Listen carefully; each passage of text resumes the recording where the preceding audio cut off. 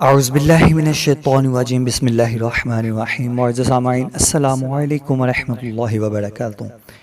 آپ سب لوگوں کا ارمان ٹی وی پہ ایک بار پھر خوش آمدید۔ آج ہم آپ کے لیے ایک اور ویڈیو لے کر آئے ہیں۔ ٹائٹل تو آپ نے ریڈ کر لیا ہوگا، التہاب حلق، یعنی حلق کے بارے میں جو بیماریاں ہیں، جو سوزش ہے، جو گلے خراب ہوتے ہیں، اس کے بارے میں آپ کو اسباب بتاؤں گا اور اس کی علامات آپ کو بتاؤں گا، اس کا علاج آپ کو بتاؤں گا۔ طب نبوی سے بھی آپ کو اس کا علاج بتاؤں گا۔ ویڈیو کی طرف بڑھنے سے پہلے آپ میرے چینل کو سبسکرائب کر دیں اور گھنٹی کے بیل کو پریس کر دیں تاکہ میرے نئے آنے والی ویڈیو سب سے پہلے آپ کو ملے۔ ویڈیو کی طرف بڑھنے سے پہلے ایک چھوٹی سی آپ کو حدیث شریف سنا دوں۔ نبی کریم صلی اللہ علیہ وآلہ وسلم کھڑے ہوئے اور دوسرے لوگ بھی آپ صلی اللہ علیہ وآلہ وسلم کی اقتداء میں کھڑے ہوئے۔ نبی کریم صلی اللہ علیہ وآلہ وسلم نے تکبیر کہی تو لوگوں نے بھی تکبیر کہی۔ آپ صلی اللہ علیہ وآلہ وسلم نے رکوع کیا تو لوگوں نے بھی آپ صلی اللہ علیہ وسلم کے ساتھ رکوع کیا اور سجدہ کر لیا تھا۔ وہ کھڑے کھڑے اپنے بھائیوں کی نگرانی کرتے رہے اور دوسرا گروہ آیا جو اب تک آپ کی حفاظت کے لیے دشمن کے مقابلے میں کھڑا رہا۔ بعد میں اس نے بھی رکوع کیے، سجدے کیے۔ سب لوگ نماز میں تھے لیکن لوگ ایک دوسرے کی حفاظت کرتے رہے۔ صحیح بخاری حدیث نمبر 944 944۔ آپ لوگوں کو یہاں پتہ چل جانا کہ یہ نماز جنگ میں بھی ہمیں ادا کرنی چاہیے۔ دشمن آپ کے پیچھے بھی ہو تو پھر بھی نماز کی معافی نہیں ہے، لہٰذا سب لوگوں کو چاہیے کہ وہ اپنی نماز کی پابندی کرے اور درست نماز سیکھنے کی کوشش کی جائے۔ ہماری ویڈیو کا یہ ٹاپک نہیں تھا تو ہم چلتے ہیں، کیونکہ ویڈیو ہماری کافی لمبی ہو جائے گی تو ٹائم ویسٹ کرنے کے بجائے ہم چلتے ہیں اپنی ویڈیو کی طرف۔ زبان کا آخری حصہ گلا حلق کہا جاتا ہے۔ اس میں سوزش کا ہونا ایک روزمرہ کی بات ہے۔ سانس کے ذریعے داخل ہونے والے جراثیم کی اکثریت اگرچہ راستہ میں ہی روک لی جاتی ہے، لیکن کچھ مقدار گلے کے آخری حصے میں جا کر سوزش کا باعث بن جاتی ہے۔ جسم میں جراثیم کو روکنے کی استعداد موجود ہے۔ جسم کمزوری اور غذا میں تیز چیزوں مثلا مرچوں اور کھٹائی کی کثرت گلے کی جھلیوں میں خارش پیدا کر سکتی ہے۔ اس خراش یعنی کہ خارش، گلے کی جو خارش جسے کہتے ہیں، اس خراش پر جراثیم آ کر سوزش پیدا کر دیتے ہیں۔ خناق بھی گلے کی سوزش ہے، اس کے علیحدہ تذکرہ کیا جا چکا ہے۔ پیپ پیدا کرنے والے جراثیم گلے میں جا کر وہاں سوزش اور کبھی کبھار پھوڑا بنا سکتے ہیں۔ آئیں اب ہم آپ کو اس کے اسباب بتاتے ہیں۔ نمبر 1، گرم کھانا نگلنے سے جھلیوں کو نقصان پہنچتا ہے۔ نبی کریم صلی اللہ علیہ وآلہ وسلم نے زیادہ گرم کھانا کھانے سے منع فرمایا ہے۔ نمبر 2، تیزابی مشروبات مثلا بوتلیں، تیز مسالے، تمباکو والے اور برابر کے پان۔ نمبر 3، حلق اوپر سے نیچے کے اعضاء کی سوزش وہاں بھی آ جا سکتی ہے، جیسے کہ ناک کی، پھیپھڑوں کی سوزش گلے پر اثر انداز ہوتی رہتی ہے۔ نمبر 4، جن پیشوں میں گلے کا استعمال زیادہ ہوتا ہے جیسے کہ موسیقار، گانا گانے والے، لیڈر، مجمع باز، استاد اپنے گلے کو زیادہ استعمال کرتے ہیں، وہاں پر خراش پیدا کرتے ہیں، یعنی کہ ان کو گلے کی خراش پیدا ہو سکتی ہے یا ہوتی بھی ہے۔ نمبر 5، جسمانی بیماریوں میں گٹھیا اور ذیابط، غذائی کمی اور جسمانی کمزوری، یہ بھی اس کی علامات ہیں۔ نمبر 6، جسم کی سوزش کی بیماریاں مثلا تب، محرق، خناق، خسرہ، کالی کھانسی، کن پہڑے اور تب، ان تمام بیماریوں میں گلے کا متورم ہونا بھی کھانسی کی بیماری کے علامات میں سے ہے۔ نمبر 7، منہ میں گندی چیزیں ڈالنا چھوٹے بچوں کی عادت ہوتی ہے۔ ان میں اکثر چیزیں جراثیم آلودہ ہوتی ہیں اور حلق میں سوزش پیدا کرتی ہیں۔ فیڈر سے دودھ پینے والے بچے اور چوسنے والے بچوں کا گلا ہمیشہ خراب رہتا ہے۔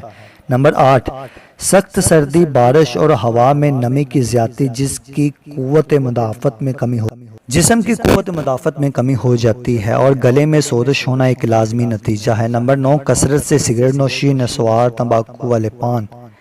نمبر 10، سوڈا واٹر اور بہت زیادہ ٹھنڈے مشروبات کا مسلسل استعمال۔ نمبر 11، کبھی کبھی گلے کا معائنہ کرنے والے کسی ڈاکٹر کے اوزار اگر گندے ہوں یا کسی سوزش زدہ مریض کو دیکھنے کے بعد ان کو پھر سے ویسے ہی استعمال کیا جائے تو وہ گلے میں سوزش ہو سکتی ہے۔ آئیں اب ہم آپ کو اس کی علامات بتاتے ہیں۔ ابتدا میں گلے کی خراش محسوس ہوتی ہے، نکلتے وقت تھوڑی سی تکلیف کا احساس ہوتا ہے، یوں لگتا ہے کہ جیسے گلے میں کوئی چیز پھنس رہی ہے۔ معمولی کھانسی کے ساتھ جسم میں بیماری، تھکن اور طبیعت میں بیزاری کا احساس ہوتا ہے۔ 1-2 دن میں بخار ہو جاتا ہے۔ بعض اوقات بیماری کی ابتدا گلے میں گرانی اور بخار سے ہوتی ہے۔ بھوک کی کمی ہو جاتی ہے، نگلنا مشکل ہو جاتا ہے، یعنی کھانا کھانا مشکل ہو جاتا ہے، گلے میں ہی درد اور بے قراری سے نیند اڑ جاتی ہے، گلے میں ورم کی وجہ سے آواز بیٹھ جاتی ہے یا آواز ناک سے نکلتی معلوم ہوتی ہے۔ بخار 101 تک چلا جاتا ہے جس سے گلے کے ساتھ ساتھ جسم میں بھی دردیں ہونے لگتی ہیں۔ تھوڑی کے اطراف اور نیچے گلینڈ یعنی کہ نیچے جسے ہم گلے پڑے جسے ہم کہتے ہیں، سوزش کی گلٹیاں بن جاتی ہیں جن میں درد کی وجہ سے منہ کھولنا تکلیف دہ ہو جاتا ہے۔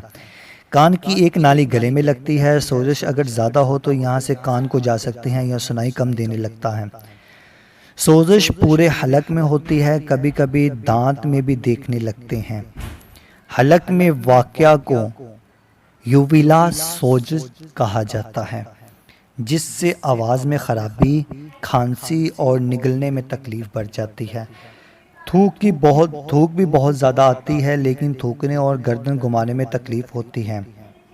آئیں اب ہم آپ کو اس کی تشخیص بتاتے ہیں۔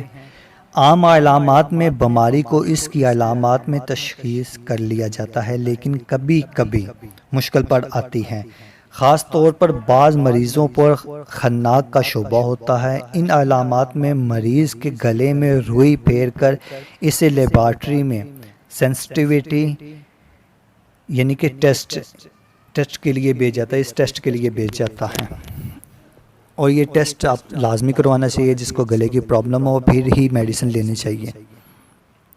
لیکن روئی کی پھیری ہوئی بلکہ لیبارٹری سے منگوایا جاتا ہے۔ بعض ماہرین کا خیال ہے کہ شعبہ پڑنے کی صورت میں نتیجہ کا انتظار کیے بغیر خناق کا علاج بھی شروع کر دیا جاتا ہے۔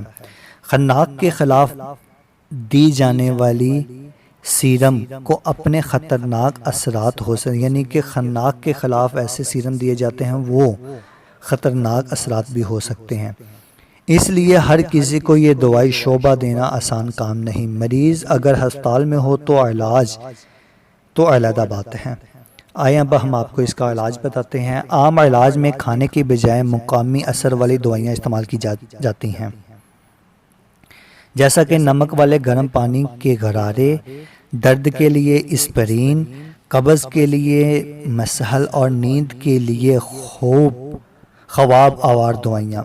یہ خواب آور دوائیاں آپ جسے کہتے ہیں ہم نیند لانے والی میڈیسن، اور گرم پانی میں اسپرین۔ گلے میں دوائی لگانا ایک پرانا رواج ہے۔ اس سلسلے میں مشہور ترین دوائی یہ آپ کو نظر آ رہی ہے اسکرین پر، یہ رہی ہے۔ یہ آیوڈین اور گلیسرین میں حل کر کے بنائی جاتی ہے، اس سے گلے میں خراش ہو سکتی ہے۔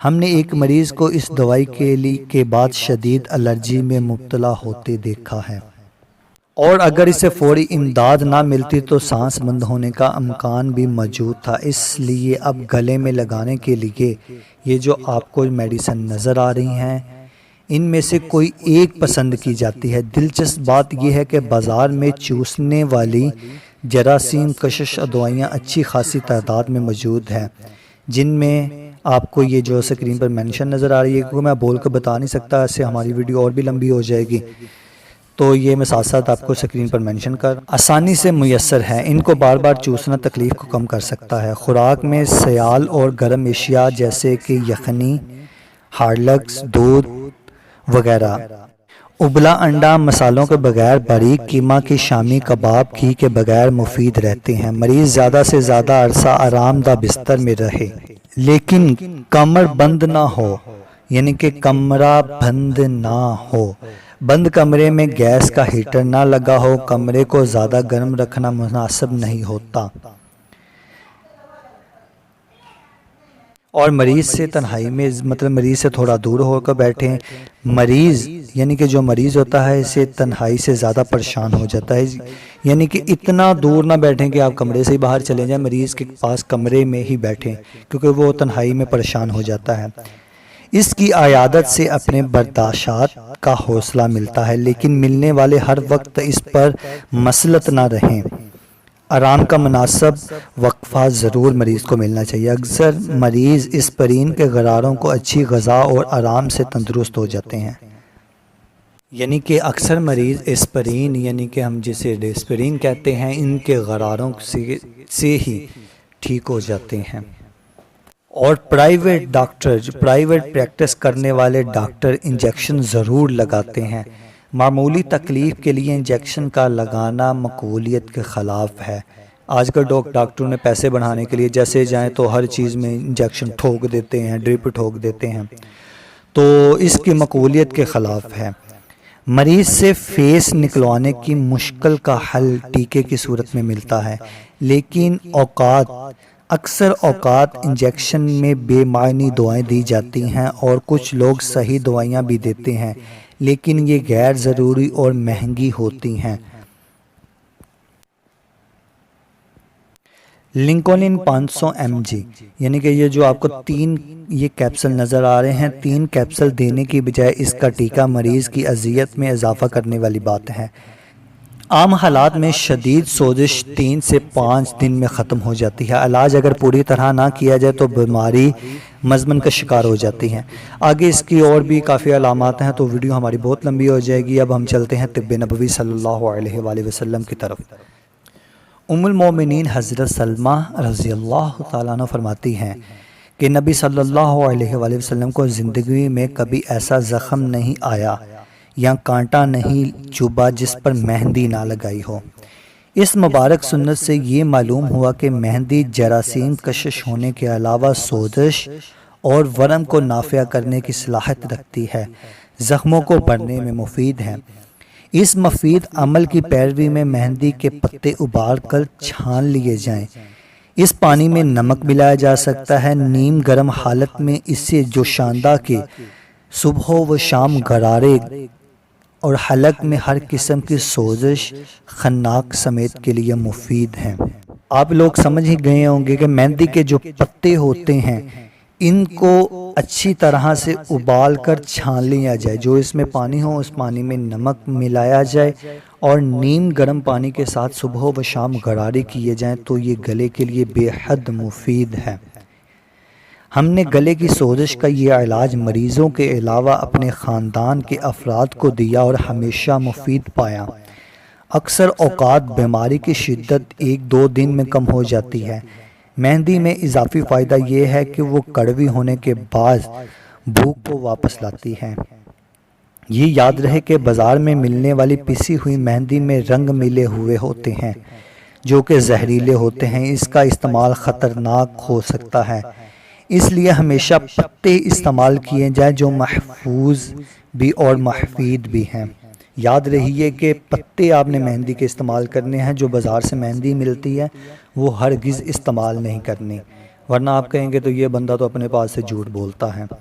نمبر 2، کھولتے پانی میں بڑا چمچ شہد صبح و نہار منہ اور عصر کے وقت پینا سوزش کو کم کرنے کے علاوہ مریض کی جسمانی قوت مدافعت میں اضافہ کا باعث ہو سکتا ہے۔ زیتون کا تیل کا بڑا چمچ رات کو سوتے وقت 11 بجے دن کو پینے سے فائدہ ہوتا ہے، یعنی کہ 1 چمچ زیتون کا تیل آپ کو دن کو 11-12 بجے پی لیں اور دوسرا رات کو سوتے وقت پی لیں، یہ بے حد مفید ہے۔ جس طرح طب جدید میں مریض قابو نہ آئے تو جراثیم کی کشش دوائیوں پر توجہ دی جاتی ہے، اس طرح طب نبوی کی مبارک دوائیاں بھی کشت شیری بڑے کمال اور جراثیم کشش ہیں۔ یہ پھپھوندی سے لے کر وائرس تک میں مفید ہے۔ اس کی ایک اہم خوبی یہ ہے کہ جراثیم اس کے عادی نہیں ہوتے۔ یہ جراثیم کو براہ راست مارنے کے علاوہ جسم کی قوت مدافعت میں اضافہ کرتی ہیں۔ ہم نے اکثر مریضوں کو یہ نسخہ بتایا ہے۔ نمبر 1 کست شیری 100 گرام، نمبر 2 حب الارشاد 15 گرام، نمبر 3 میتھرے 5 گرام، یعنی کہ میتھرے کے بیج ہوتے ہیں یہ۔ اس کا مرکب کو پیس کر 1 چمچ، چھوٹا چمچ صبح و شام اور 1 چھوٹا چمچ شام کھانے کے بعد دیا جائے۔ حلق کی تمام سوزش 2 سے 3 ہفتوں میں ہی انشاءاللہ عزوجل ختم ہو جائے گی۔ اگر آپ کو ہماری یہ ویڈیو اچھی لگی تو اس ویڈیو کو لائک شیئر کمنٹ ضرور کر دیں اور میرے چینل کو سبسکرائب کر دیں، گھنٹی کے بیل کو پریس کر دیں تاکہ میرے نئے آنے والی ویڈیو سب سے پہلے آپ کو ملے۔ دعاؤں میں یاد رکھیے گا، ملتے ہیں ہم نیکسٹ ویڈیو میں، تب تک کے لیے اللہ حافظ، جزاک اللہ خیرہ۔